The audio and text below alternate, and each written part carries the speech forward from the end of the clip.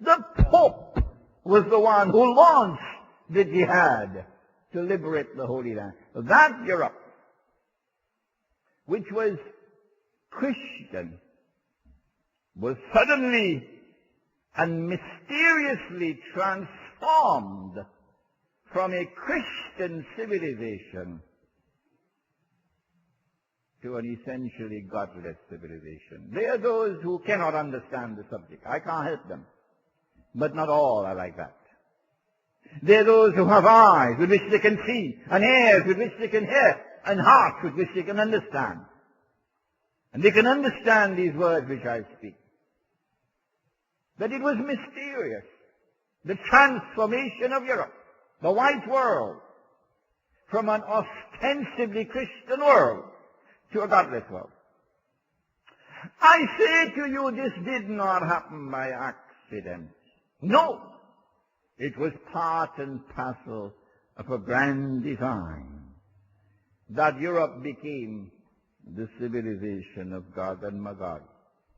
And Gog and Magog wage fasad. Fasad is corruption. Inna ya'juja wa ma'juja mufsiduna fil ard. Fasad is corruption, but a corruption which destroys. And so everything they touch, they corrupt, they destroy.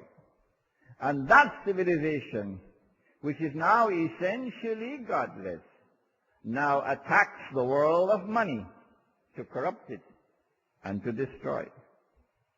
In this, the first stage of the mission of Dajjal, one country emerges as the ruling state in the world, mysteriously, a little island off the coast of Europe that Napoleon had contemptuously dismissed as a nation of shopkeepers.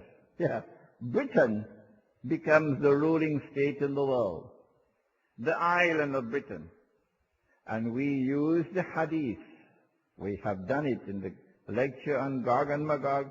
You find it in this book, Jerusalem in the Quran. Prophet Muhammad ﷺ spoke about an island connected with Dajjal. And we were able to demonstrate that that island was Britain. This island becomes the ruling state in the world in the first stage of Dajjal's mission.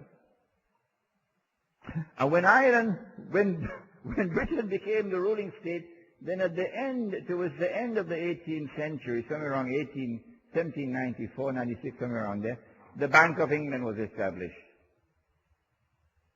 Not as a state institution, as a private institution. The Federal Reserve Bank is not owned by the U.S. government. The Federal Reserve Bank is a private institution. Shouldn't you ask yourself why?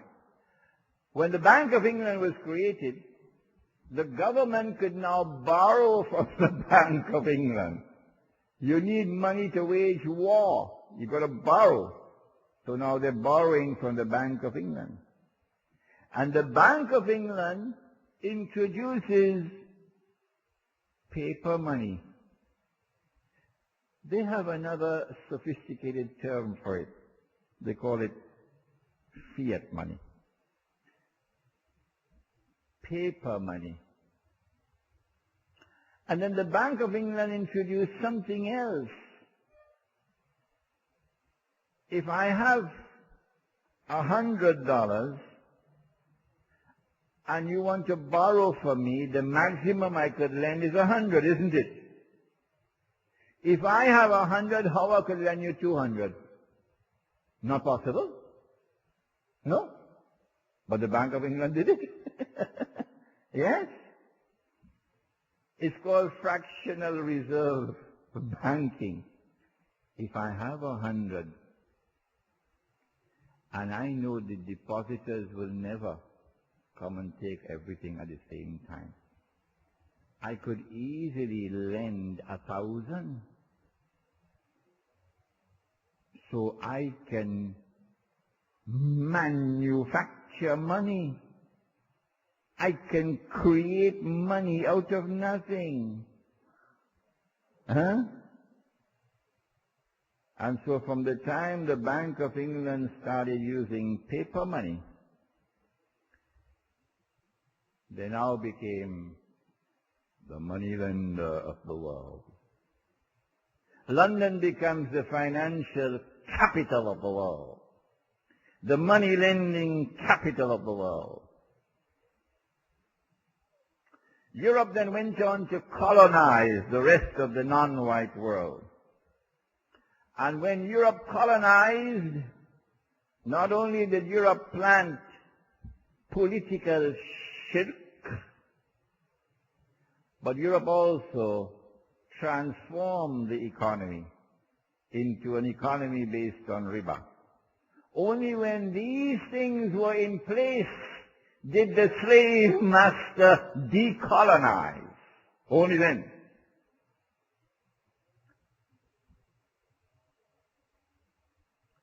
And so now, all the rest of the world borrowing money from Britain. Sterling pound is the international currency. Well, we never heard about this before. An international currency? We always knew about gold, buying and selling with gold, and gold is gold wherever it is. But now one currency emerges. Strangely, the one which belongs to the ruling state, the island of Dajjal, and it is the international currency. It is the sterling pound. And then came stage 2, when Britain is no longer the ruling state. And a new ruling state replaces Britain in a strange and mysterious way. It didn't happen by accident. What do you think? We have peanuts in our head. Between the First World War and the Second World War, the transfer of power takes place.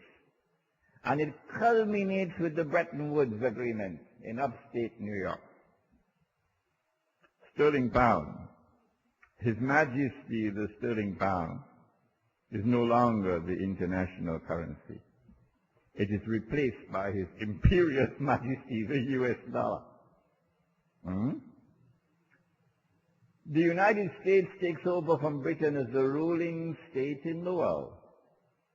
And in the same way that Britain had a strange and mysterious relationship with the Jews and the Holy Land and the state of Israel, so too does Washington and the United States maintain the strangest of relationships with the Jews, the European Jews, and with the Holy Land and the state of Israel. You cannot explain the relationship between the United States of America and the state of Israel using normal tools of political analysis. No, you cannot. You have to go to the Quran and to a man named Muhammad sallallahu ta'ala alayhi wa sallam. When the United States dollar became the ruling currency in the world, the international currency, at Bretton Woods, an agreement was established to which Britain very reluctantly acceded. John Maynard Keynes was not at all pleased with what was happening at Bretton Woods, in which two things were agreed upon. Number one, that only one currency now in the world would be linked to gold, only the US dollar. And all the rest of the paper money in the world will now have their values assigned to them on the basis of their link with the US dollar. So when you ask, what is the value of the Pakistani rupee? And you were to answer and say, well, 6,000 rupees to an ounce of gold. People will look at you as though you came from Mars. No, that's not the answer. The answer is that the value of the Pakistani rupee is 56 rupees to the US dollar. That is the civilized answer. Huh? So this is the first